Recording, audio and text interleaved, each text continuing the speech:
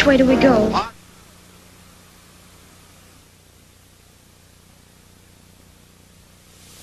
In the tent argument, we saw our senior patrol leader demonstrating the steps of empathy and inventing to solve a problem. The last step in dealing with conflict comes in deciding what to do. When you've come up with a number of possible solutions, you try to pick one that benefits the most people. We call this final step selection, because you're selecting the action you think is best. Not all the conflicts we see can be resolved as easily.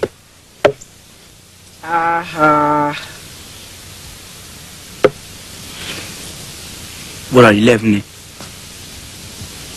Say what you laughing at. Say what you laughing at. Hey, come here.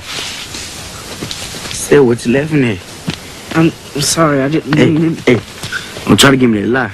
And what you smiling for? I wouldn't. Sometimes as a leader, you see things that are just plain wrong. This is when you have to act right away. Our conscience may tell us what action we should take, but selecting the right thing may take some courage. Hey, man. Hey, what's going on, Dad? Hey, I don't need no... Sometimes you'll need help from another leader. Hey, look, Mike, we're here to have a good time, all right? And when you first joined the troop, you didn't like getting shoved around by the older guys either, did you? Now, come on, you're one of the strongest guys they've got. I need you to help me pull some ropes, okay? When you do the right thing, you may not immediately be really popular with everybody. That's okay, as long as you're doing your job. Guys respect you if you stay cool and you're fair.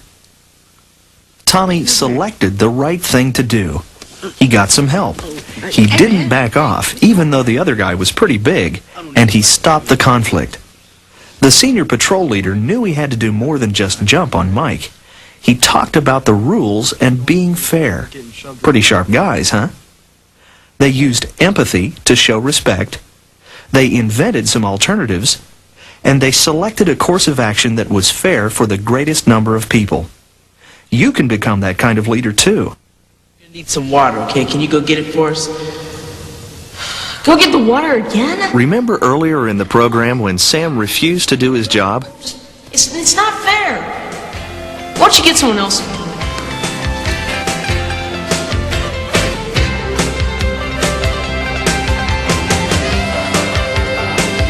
Now, let's see how you would apply empathy, invention, and selection to handle the problem.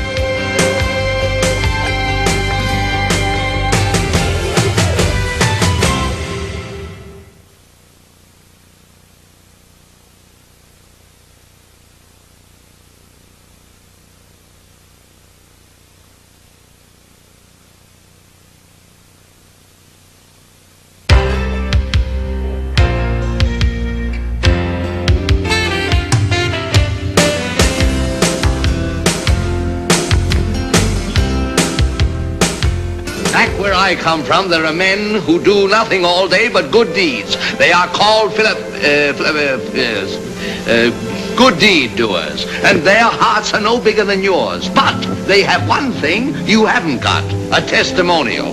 Therefore, in consideration of your kindness, I take pleasure at this time in presenting you with a small token of our esteem and affection. And remember, my sentimental friend, that a heart is not judged by how much you love, but by how much you are loved by others.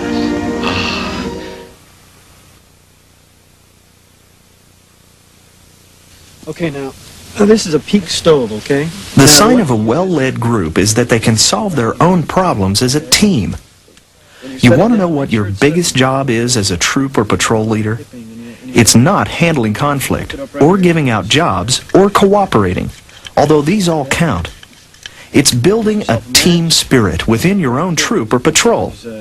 How do you do it? First of all, get everybody involved in planning what the patrol is going to do. Remember how it felt to do the blind square when you didn't know what was going on? Or when you couldn't figure out the 9 magazines trick? Don't let anyone in your troop feel that way. Everybody owns a piece of the troop.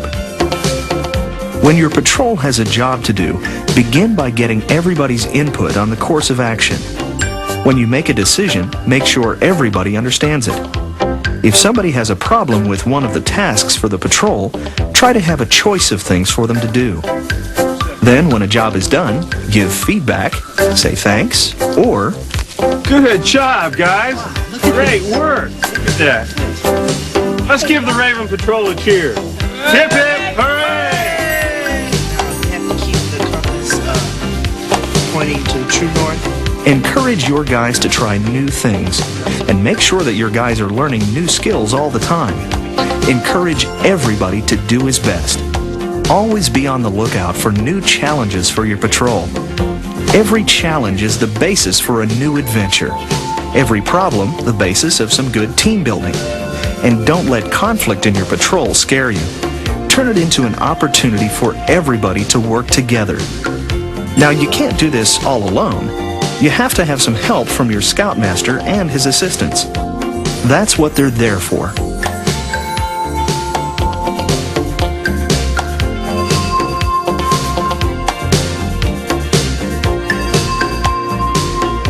As troop leaders, you'll make up a program plan for the year that has a lot of new skills and challenges for the guys. Building team spirit takes time, but when it happens, it's the greatest experience you can have in the Scouts.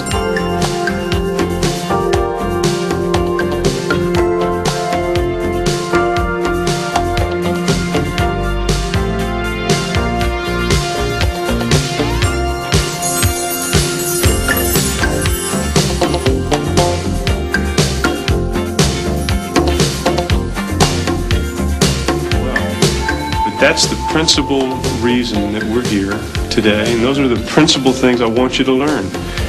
And that's what it means to me. What did you get out of it today? Let's take a look over what we've learned today. Being a good leader in Scouts begins with sharing leadership rather than bossing guys around. This begins with the example of the Scoutmaster and goes for everybody with a leadership position in the troop. Second, we know that the patrol method of delegating job responsibilities will work when we use it as designed. We've seen that the best way to get a patrol or a troop to cooperate and have fun is to let every scout take part in making decisions and then dividing up the work.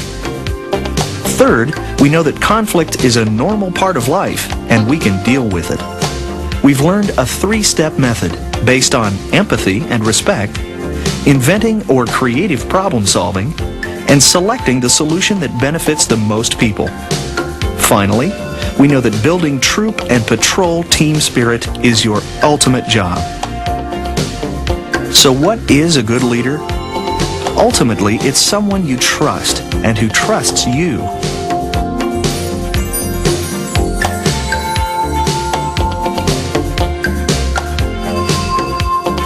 By now, you know just about everything important about leadership.